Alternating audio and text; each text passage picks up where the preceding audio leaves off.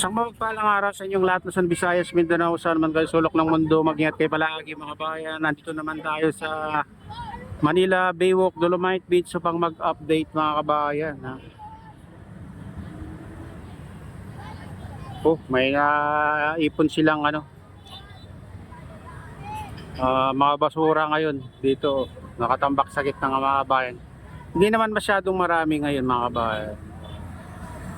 Malinis na ulit yung dagat mga kabayan. Wala na tayong nakita na nakalutang mga basura.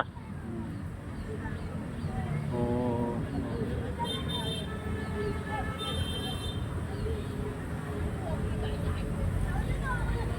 Nandun yung mga sa pinakadulo ng phase 2 mga kabayan. Phase 1. Nakadulo ng phase 1 yung mga naglilinis doon. Mga malilit lang na basura yun mga kabayan. Kaya yung mga durog-durog na basura lang ang nila. Kinakalaykay nila ngayon mga kabayan. Mahirap talaga pag maliliit, mas mahirap linisin. Kailangan mo ng kalaykay. Kasi yung malalaki talagang damputin mo lang, karga mo sa sako. Ay maliliit kasi kalaykain mo pa mga kabayan, hukain pa sa kasi yung iba natatabunan ng buhangin. Kaya ginagamitan na ng kalaykay at walis. Silipin naman natin dun sa sa rock formation. Kaya nililinis nila yung yung mga rock formation, may tubig. Mataas pa yung mataas pa yung tubig dagat mga kabayan, na high tide pa. Dati kasi walang tubig diyan.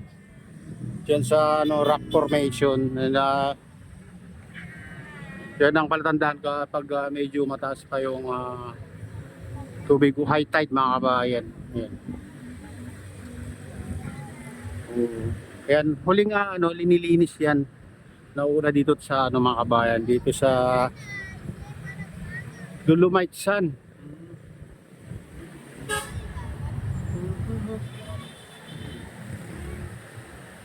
O malinis na rin yung dalampasigan. Mayroon lang tayong nakikitang mga kahoy na napatpad dito.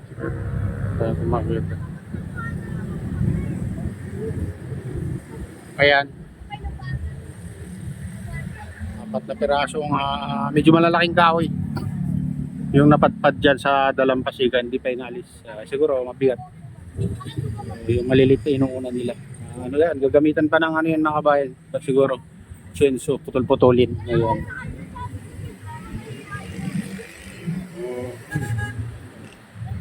Gumanda na yung panahon mga kabayan, nagiging blue na yung kalangitan. Kung makikita nyo, ang ganda ng kulay ng tubig.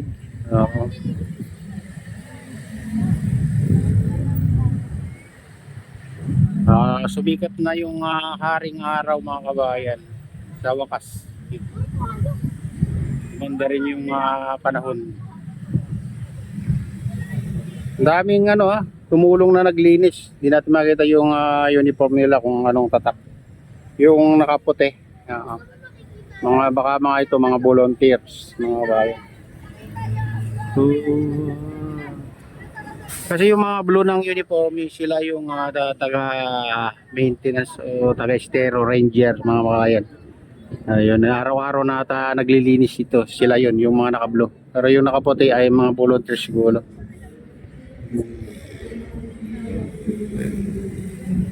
Yan ang maganda dito sa sa Manila Baywalk, Dolomite Beach dahil ang daming tumutulong na naglilinis mga kabayan.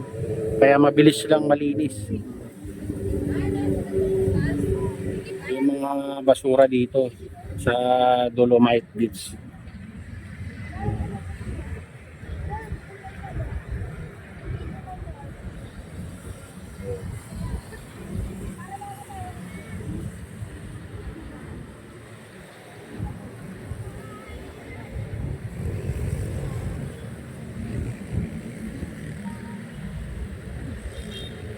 Hindi nila hinahayaan na dito na maiipon yung basura na pinapanatili nilang malinis.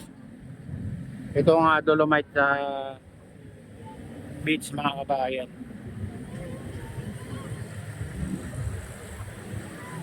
Bumalik ng ano, dating ganda. Kumikinang pag natutuyo mga kabayan yung Dolomite Sun.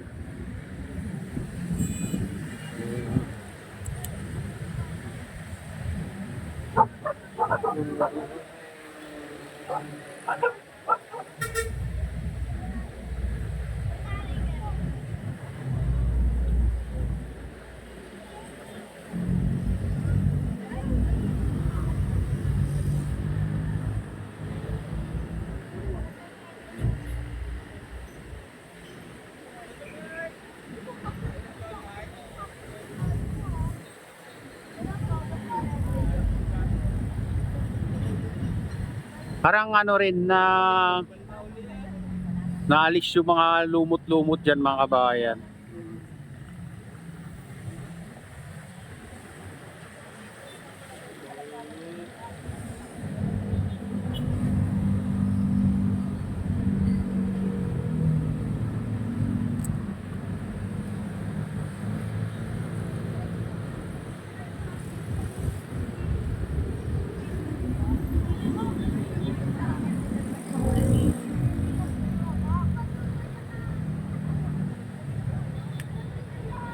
Hindi natin matanaw yung ano phase 2 kasi natatakpan itong dahon ng niyog mga kabayan kaya ano, hindi basta-basta makikita.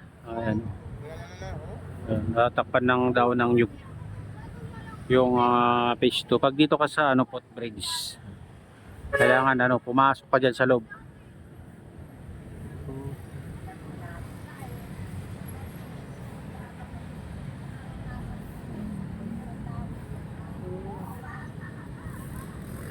Dito tanaw na tanaw mo yung ano reclamation. Sinatawag nilang ano Pasay Harbor City Corporation mga kabayan. Yun makikita nyo yun. Kalagitnaan.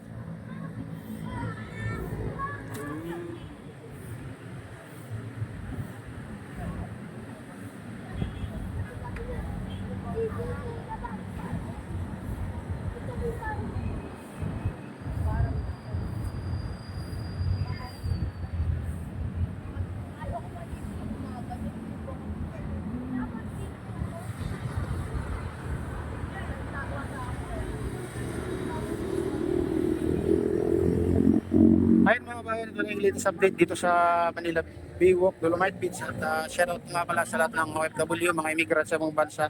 Shoutout sa yung lahat mga idol, mga kabayan, saan man sulok ng mundo. Shoutout din sa lahat ng sumusuporta sa aking YouTube channel. Sana hindi kayo magsawang sumuporta. Shoutout din kay Kuya Iyo, kay Atilin, kay Kuya Eric, sa aking misis. Ayan, so ko dyan sa Naluluaway, and sinestro yan. Shoutout sa inyong lahat dyan sa Naluluaway. Ayan,